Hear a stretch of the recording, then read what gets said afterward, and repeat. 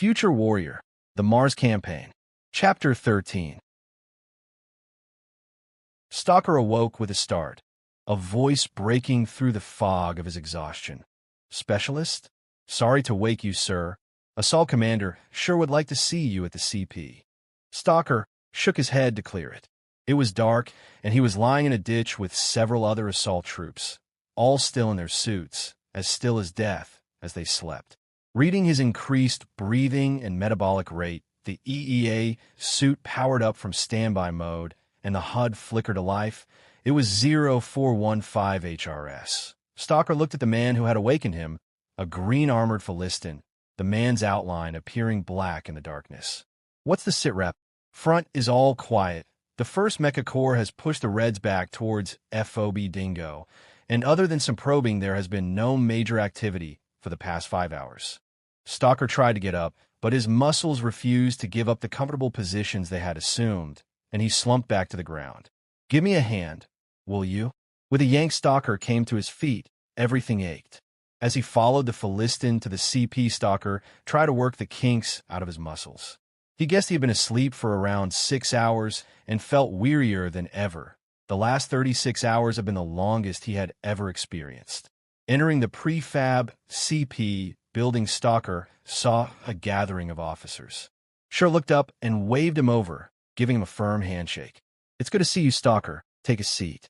I'm sorry to disturb your beauty sleep, but with D in medical, you're the ranking Terra Nova on site, and I thought you wouldn't mind sitting in. Stalker gratefully accepted the offer of a seat and greeted the others present as Sure returned to the front of a tactical display screen. After a few minutes, the briefing started, with Sure giving way to commanding figure of General Bryce, who strode in with a wave of his hand to tell everyone to stay at ease. We now have a comprehensive picture of the results of the last 48 hours' actions. First, let me say that the front has stabilized, and we have pushed the Reds back some 30 kilometers.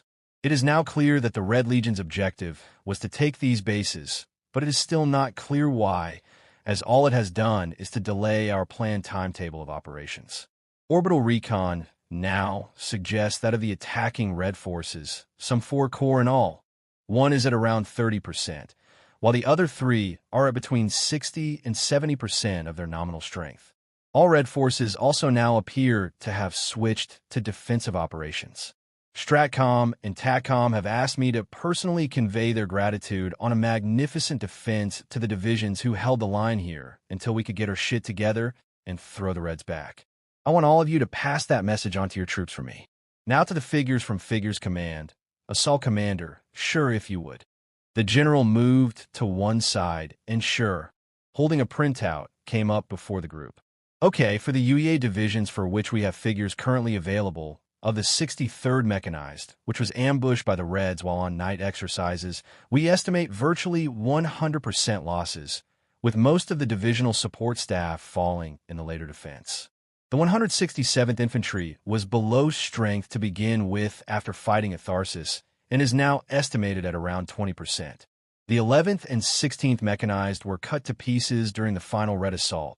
At best guess, they are both around 25% in personnel, and have virtually no heavy equipment remaining.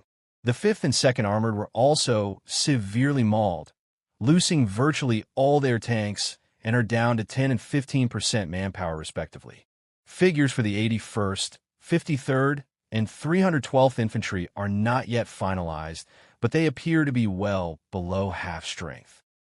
The figures for the other UEA divisions and independent units that were at the FOBs and took part are still being tabulated, but as we all know, losses have been heavy across the board. Of the assault divisions present, the Philistin's regiments are down to about 40%, while the Viking and Crusaders are a bit worse off at around 30%.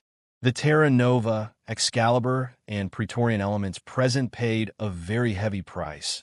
We have no hard figures as yet, but they may have lost as high as 80% of their strength present at the outbreak of the fighting.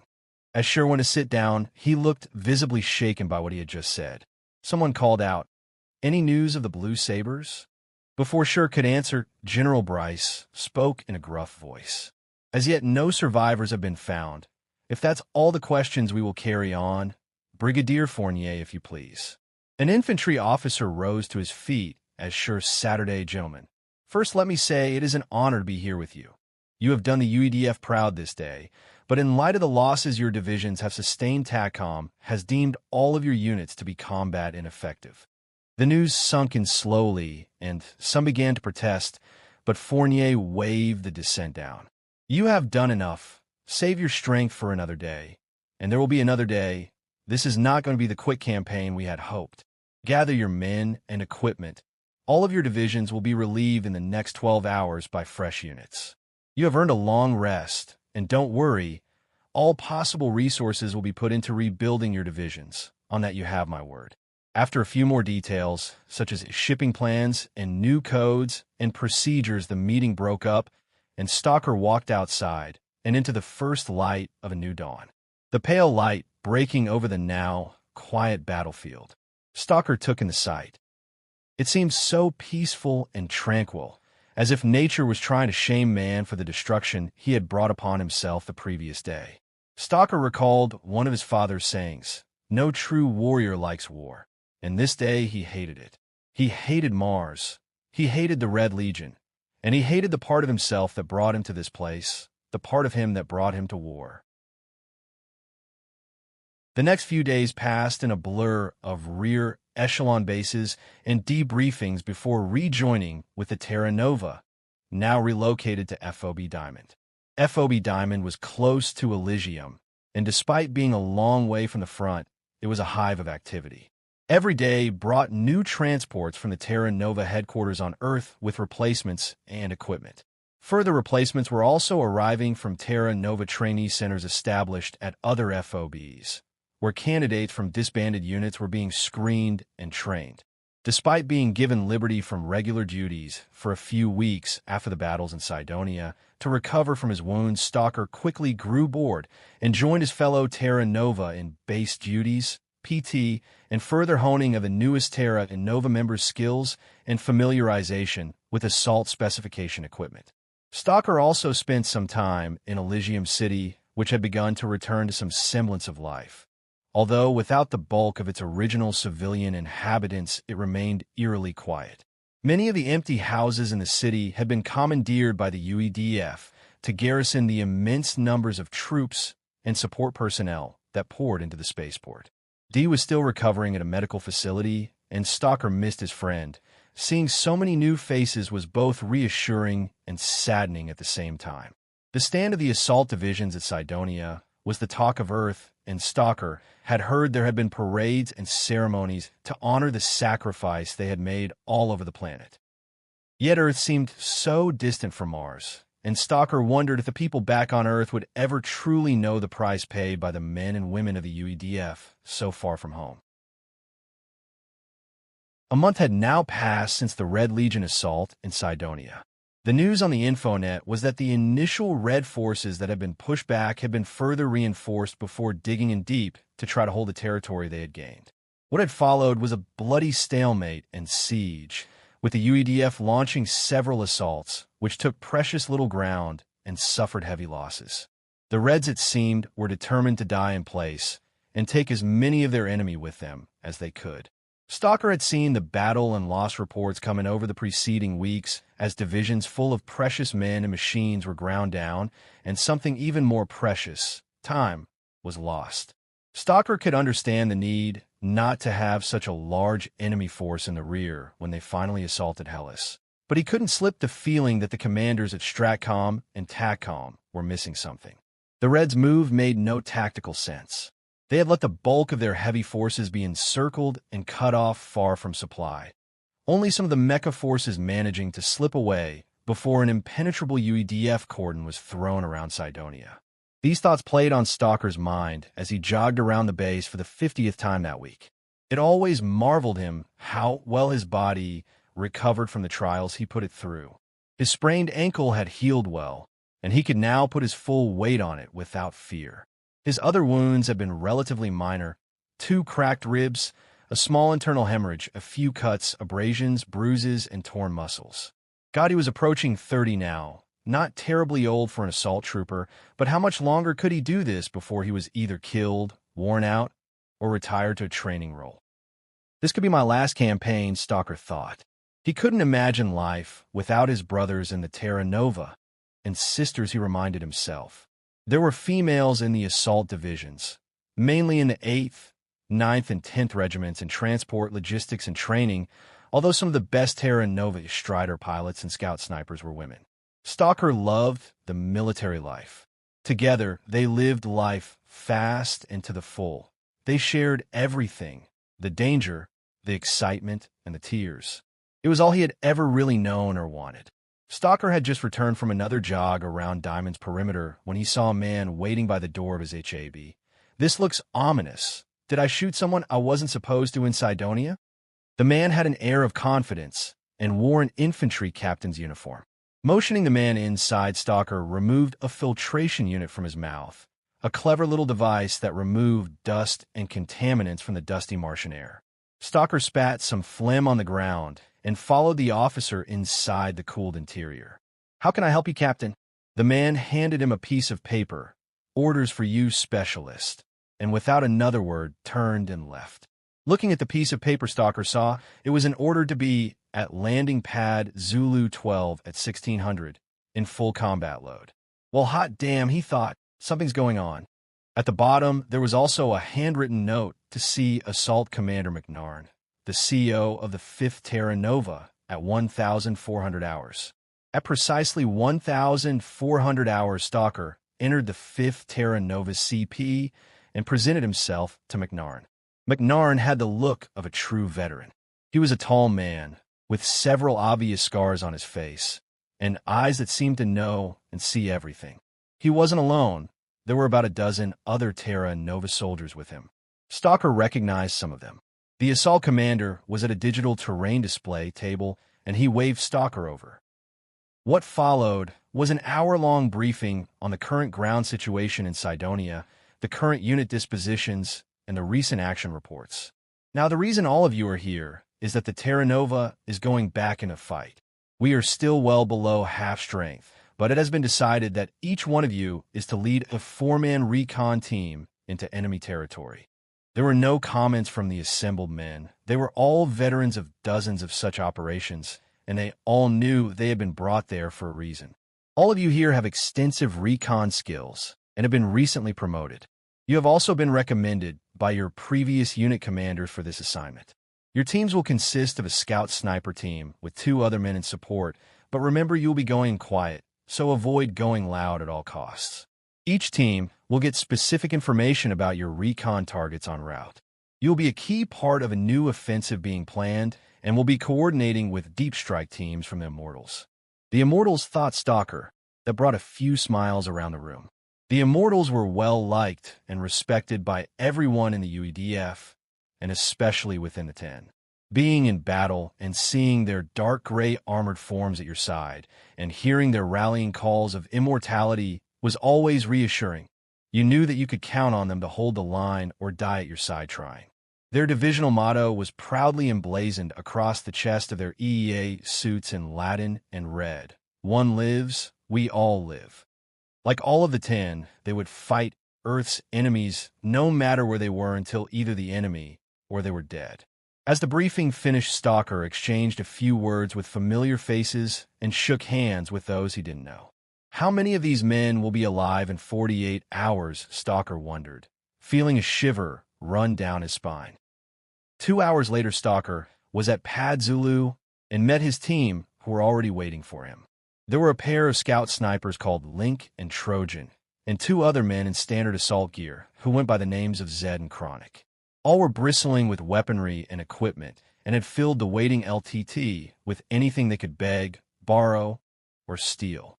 "Chronic? Did your mother hate you or something?" "Old nickname for back in the day, boss. Does her mother live in a tower?" Chronic pointed to the long sword that swung at Stalker's side.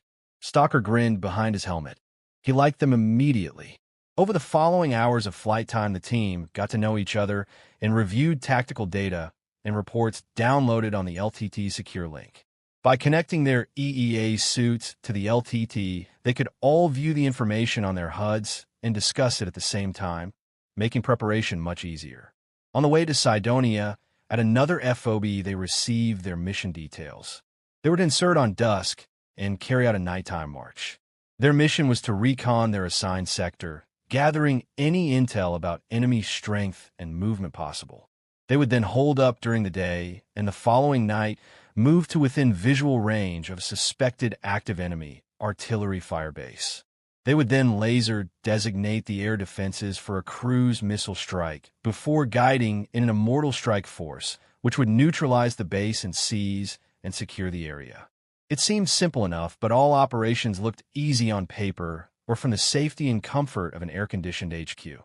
Stalker knew that in the real world there were innumerable things that could, and often did, go wrong on operations, and it wasn't the mission planners who had to deal with them. Arriving back in Cydonia brought a sense of reality to the men, now sitting on crates of supplies in HDT. Everywhere they flew over they saw military equipment and men. It seemed like every soldier in the expeditionary force was now in Cydonia. As they got closer to the front, they saw the first signs of battle, burnt patches in the trampled crops, showing where vehicles had been destroyed but had since been towed away.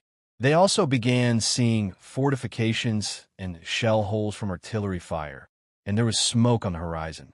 Stalker felt his heart jump in his chest as the HTE plummeted and skimmed at 30 feet above the ground before touching down a few minutes later in a hastily cleared field now ringed by HABs and vehicles. They had landed at the field HQ of an armored recon unit, and a number of burly-looking soldiers helped get the equipment off the HTT, which after dropping off its resupply cargo lifted off in a cloud of dust.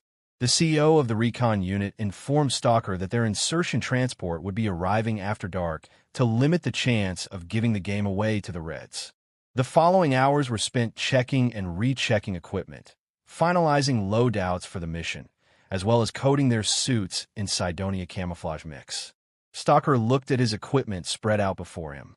It consisted of his impulse rifle, Z8A pistol, combat knife, sword, various grenades, spare ammunition, hollow map chips, spare power cell, food, water, and medical kit. Looking at the others, Stalker saw Link and Trojan cleaning their eliminators and testing and retesting their various pieces of optical equipment. He also noticed that they carried silenced Z9 pistols, which fired a special armor-piercing round. And like everything the snipers had, they were fitted with Link to their helmets' integrated targeting system. Stalker also noticed something odd about Chronic's combat knife, the point of the blade having a small hollow in it. "It's a little thing I borrowed from a Pathfinder," Chronic said cryptically. "It has a compressed gas canister in the handle, which injects a small amount of very fast-acting neurotoxin a fraction of a second after impact. The person is down before they feel the blade." Zed Stalker saw had several C6 charges and a couple of slap launchers. Apparently, he liked to blow shit up. "Just remember we're quiet on this one until we get there. All clear, boss." Half an hour after dark, the sleek shape of LTTS came into land. It was the stealthy special operations version of the venerable standard LTT that featured up-rated performance and range, a laminate stealth coating, and silencers for its engines. As it touched down, Stalker lead his team on board, and within 2 minutes, they were in the air again and skimming over the darkened terrain at high speed. With the exception of the sound of rushing wind, the LTTS flew in total silence. They would insert behind the front lines, UEF fighter bombers making diversionary strikes to distract any Red Legionnaire defenses. Stalker and the rest had hooked their suits into the LTTSS situational awareness system and were seeing the terrain flash past in green night vision as the pilot skillfully guided them through the slight raises in the terrain. About 45 minutes into the flight, there was a series of explosions in the distance, and anti-aircraft fire licked the sky. The LTTS, however, continued silently on its mission, unnoticed as they crossed the front lines at high speed. Several minutes after crossing the front, they got the 60-second warning, and exactly 59 seconds later, the LTTS lifted its nose slightly and touched down tail, first in a dark field. Stalker was the first on the deck, and gun up he moved out and with the others and formed a hasty perimeter. Then as quickly as it landed, the pilot lifted off, and there was silence. Stalker surveyed the surrounding terrain for movement or signs of the enemy, but found nothing. They were in a gently sloping field with some higher ground and ridge lines not far away. Link, you and Trojan take point. On it, boss. With the scout snipers leading the way, they moved off in single file, staggered formation, which spread them out in case of an ambush or booby traps. They moved to the ridge at the edge of a valley, and from there assessed the surrounding terrain. They could see several small clusters of buildings scattered down the valley, but no lights. This didn't surprise Stalker, as no civilians had been seen in Cydonia when the UEDF had arrived. It had proven to be like Elysium. Everyone was either dead or missing. What do you see, Link? Clear, all clear, boss. Trojan? Nothing, boss. No movement. We have 8 hours of good darkness left. Let's move out, low and slow, to the northeast. With Link and Trojan still on point, they moved out. The first hour was non-eventful.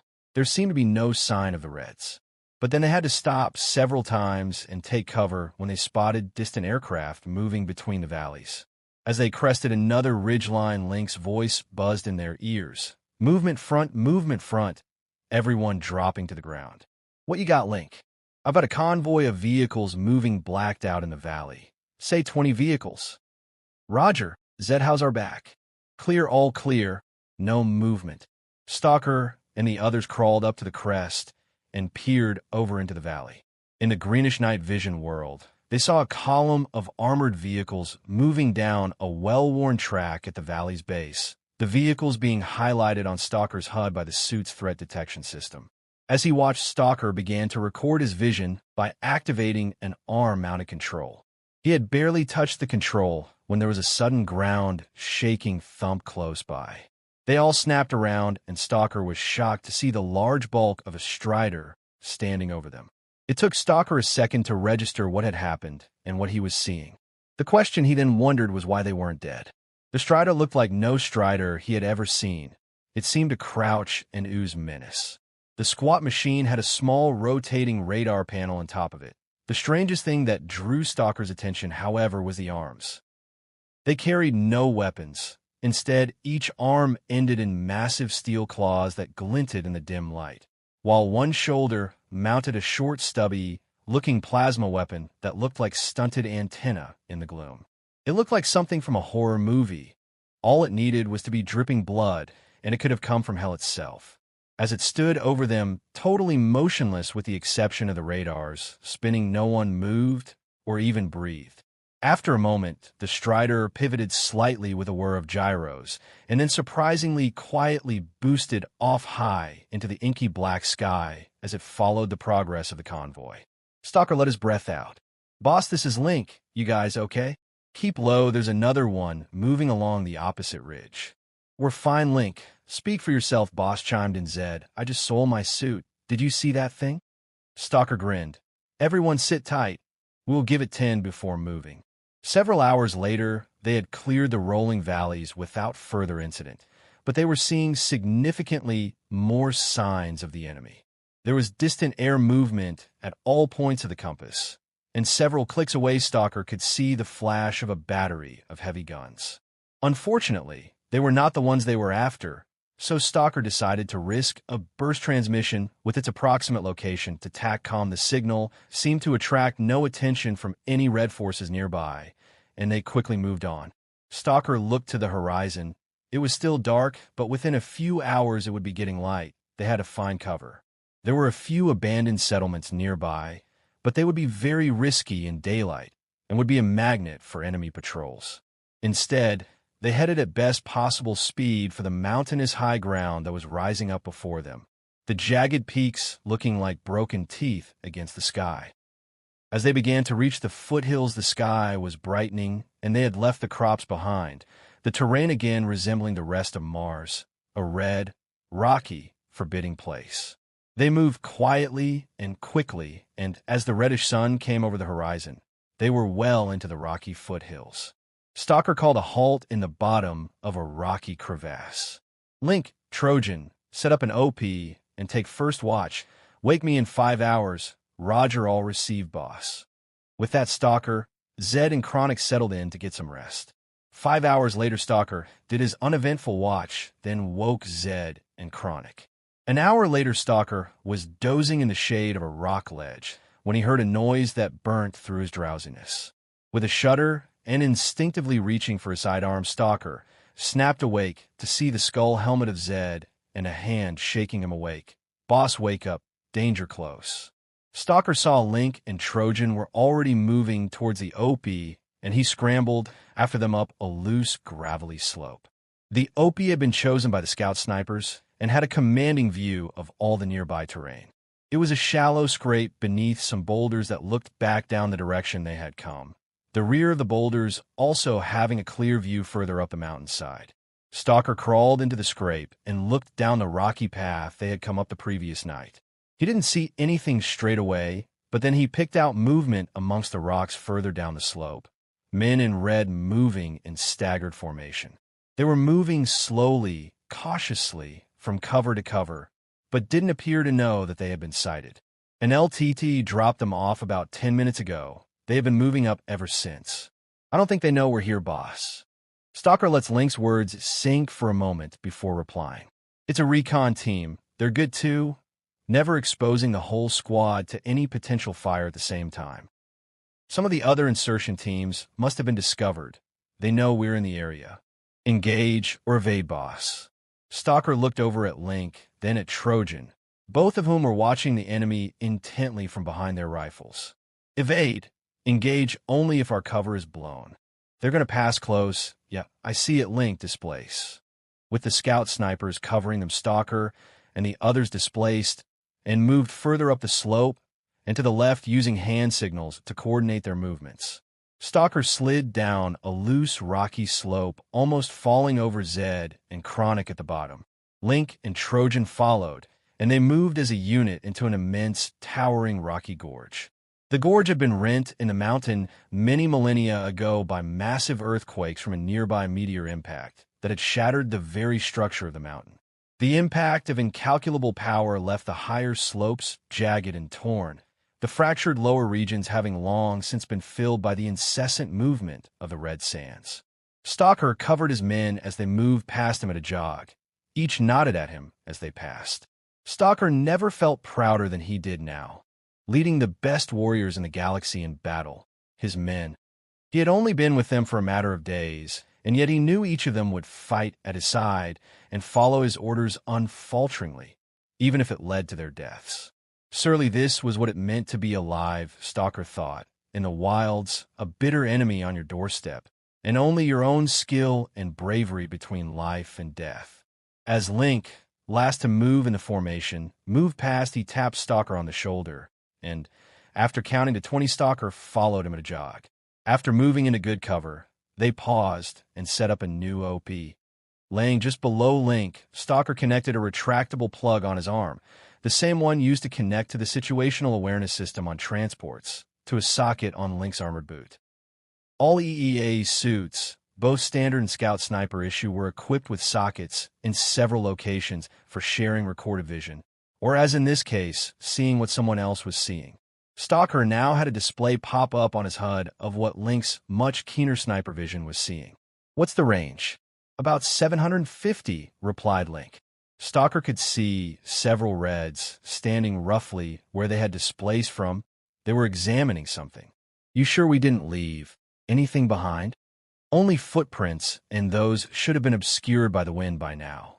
It was beginning to get dark, and the vision suddenly brightened as the light intensification features of Link's helmet detected the reduced light and flicked on.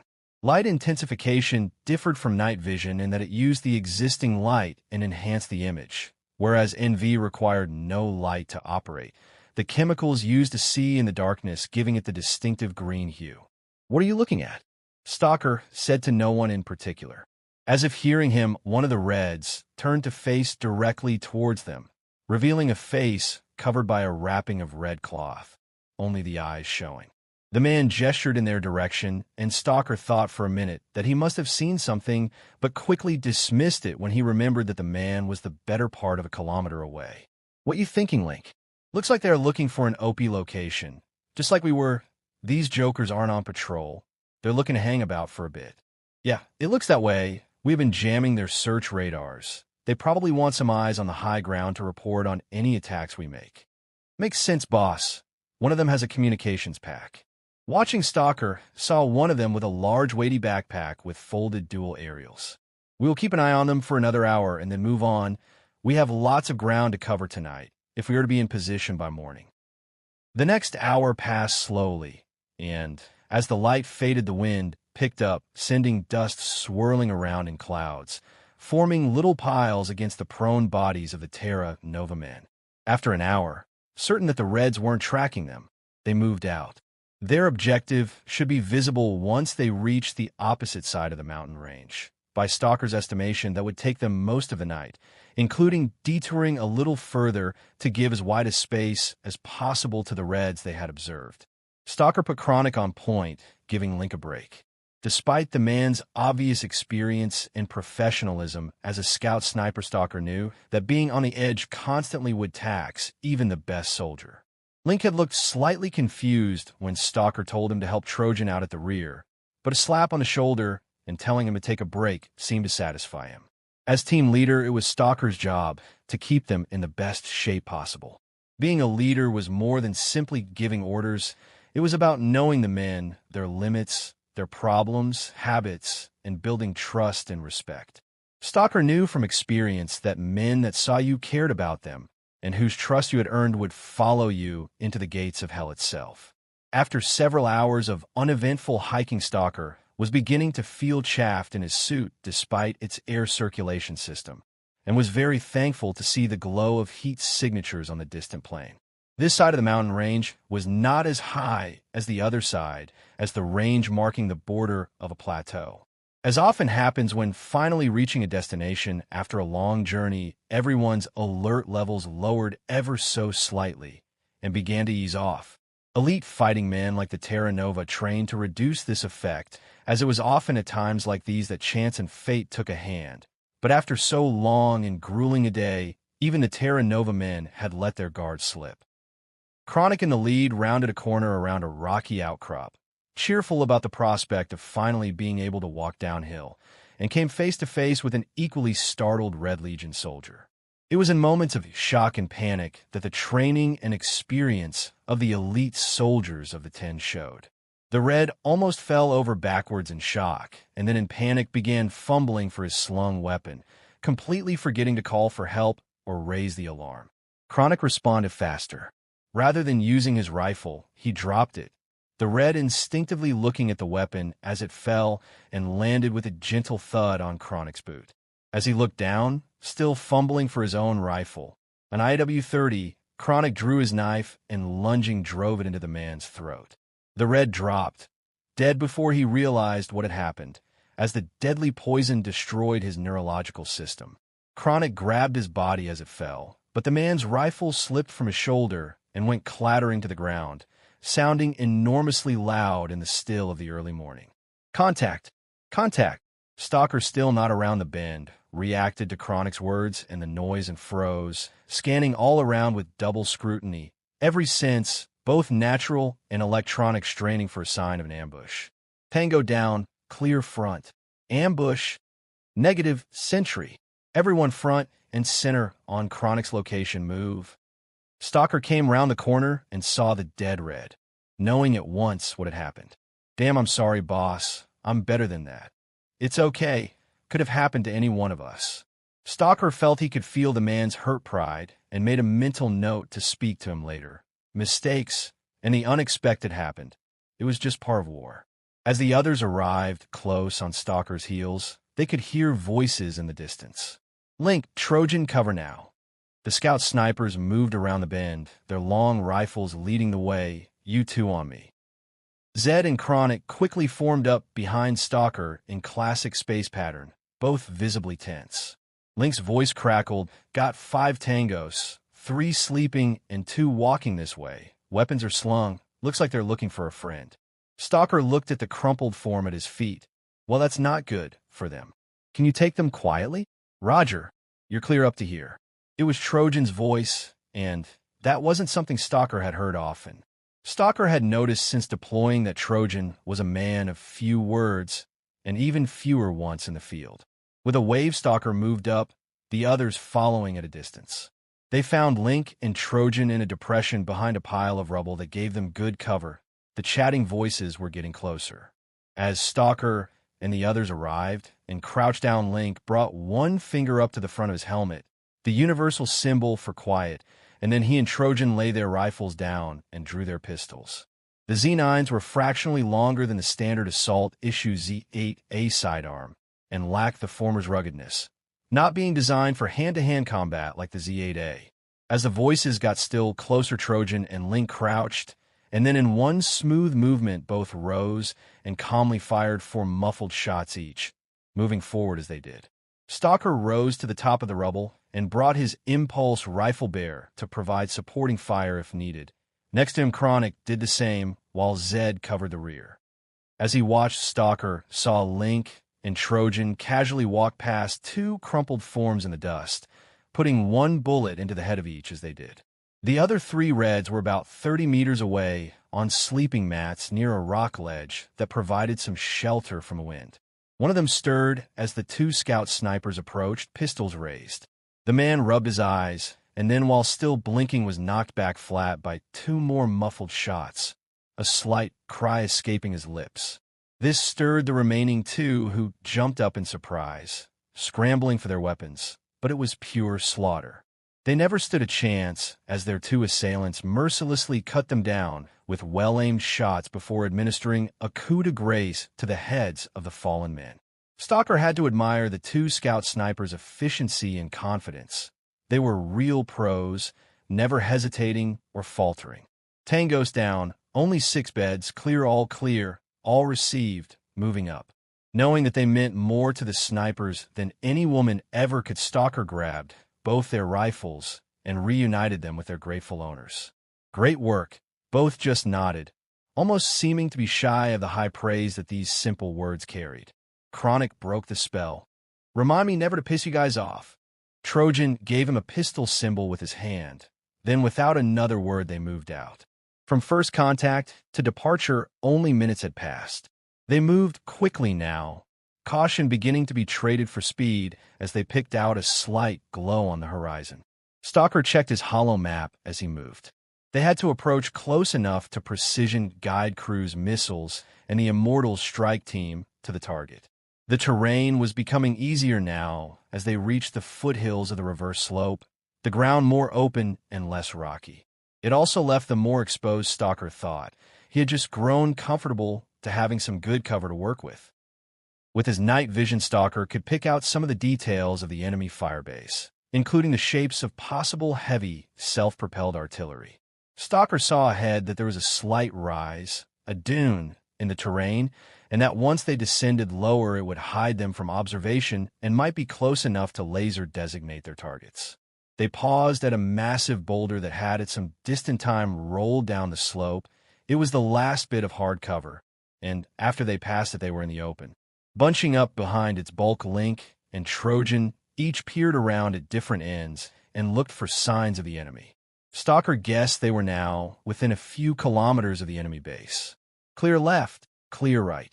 Link, Trojan, move up to the dune and report. The snipers moved forward across the open stretch of red sand, leapfrogging each other as they moved and keeping low. 5 tense minutes passed before they reached the lip of the dune, and crawling carefully to the top, they surveyed the landscape spread before them. Got eyes on the base, say 24 SBAs. I count 6 air defense vehicles and some light armor. Infantry 200 plus change. You are clear to move up. Stalker let out the breath he had been holding. All received. Moving up. They broke cover and a few minutes later found themselves lying prone, close to the snipers on the crest of the dune. Stalker looked down at the enemy firebase. There were no crops in the immediate area, and the red sand waste continued into the distance. The Reds had thrown up a hasty network of infantry defenses, but even at the distance he was from them, Stalker could tell they were half-hearted and disorganized. Clearly, they weren't overly concerned with a ground assault. Most of the shallow trenches were deserted, and the bulk of the men he could see appeared to be readying ammunition supplies for the coming day's fire missions. It was getting light now as the darkness was burned away by the still hidden sun. Stalker checked that all was ready, They would call in a strike at exactly 0630. There were indeed 2 batteries of Centaurs at the base. The guns were spaced in 2 hexagonal layouts, one for each battery, with each individual Centaur having a sand wall thrown around its front and sides to help protect them from any counter-battery fire, and spare ammunition containers were stacked further to the rear. 0620. Prepare to laser designate. Everyone picked an air defense vehicle and lit it up with the targeting lasers mounted on their ASPRs. India 1-1, this is Alpha 6-4, send the rain. With the go code received, drop ships in the upper atmosphere launched 12 ground attack missiles and then began their descent after them. At 0628, the missiles arrived. The missiles were linked by a LAN, or local area network, that allowed them to share targeting data as they rolled in. 2 locked on at each of the 5 lays targets, 3 Scylla self-propelled SAMs, and 2 MAVs. The missiles were developed with stealth technology, and due to a small 3-kilo warhead designed to knock out lightly armored targets and buildings, they were also surprisingly small.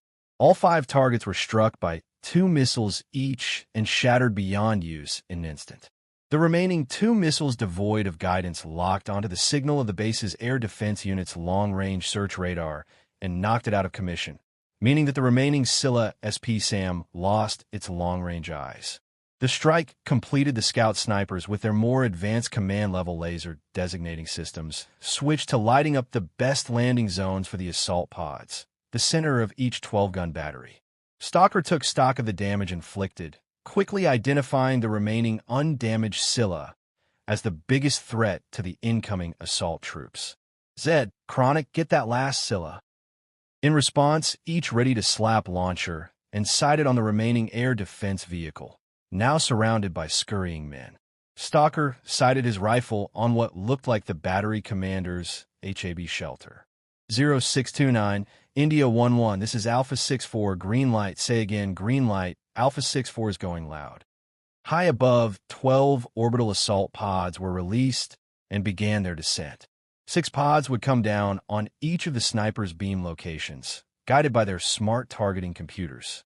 To his left and right, Stalker heard and felt the whoosh as the Zed and Chronic loosed their slap launchers, the bright flare of the rocket's engines leaving a thin smoke trail in the air as they sped to their target. Stalker squeezed the trigger on his impulse rifle and began to walk well-aimed shots over the HAB, using the blue impulse tracer like fire to correct at the extreme distance with practice skill. In the Red Legion firebase, it looked like someone had kicked a beehive as men emerged from everywhere. The 2 slap launcher shots were flawless, explosions and secondaries attesting to their accuracy as the last Scylla died. Dropping their now useless launchers, Zed and Chronic joined Stalker in sowing confusion as they added their fire into anything and everything. Next to them, the snipers, using training and experience, stayed supremely focused. A few sporadic shots had begun to kick up sand around them when the immortal strike force plummeted to the ground, all from what Stalker could see, touching down successfully in the spaces in middle of the 2 batteries. From the pod swarmed 144 dark, gray immortal assault troops, half-held impulse rifles and half-held slap launchers, and had their rifles slung. Within seconds of the landing, the immortals loosed 72 slap anti-tank rockets in a shocking display of firepower, the whole base rapidly becoming filled with burning vehicles and smoke interlaced with staggering amounts of impulse fire and grenade detonations. Stalker, Zed, and Chronic ceased fire for fear of hitting friendlies, but either side of them the snipers' eliminator rifles had begun to sing as they worked to silence officers, automatic weapons, and anyone coordinating any type of resistance to the attacking forces. Many of the Red Legion infantry, despite the initial shock and suddenness of the assault, did manage to fight back, and here in their pockets of hand-to-hand fighting and intense firefights had broken out. Stalker noticed that some Reds had slipped into the trenches on the nearest edge of the base and were firing on the immortals inside. Stalker opened up on them, being joined by Zed and Chronic. The Reds suddenly found themselves taking fire from an elevated position behind, as well as from their front, a hopeless situation, and they were rapidly silenced. Stalker checked his fire. The snipers, however, continued to bang away, consistently taking a dreadful toll on the Red troops. As Stalker watched, the battle had well and truly swung in the Immortals' favor, all resistance being crushed ruthlessly and efficiently. As the gunfire began to stutter to a halt, Stalker thought he could hear cries of immortality on the breeze. Once the Immortals had crushed all initial resistance, they swept the base for any infiltrators and finished off any Red survivors. India 1-1. This is Alpha 6-4, sit rep, over. Roger Alpha 6-4, objective neutralized, understood. India 1-1, check fire west, say again check fire west, friendlies in the open. Roger 6-4, all received, come on in. Stalker rose up on one knee. What do you see, Link? Trojan. Link answered, all clear, boss. All right, you two keep overwatch. The Reds know we're here now. Zed, Chronic on me.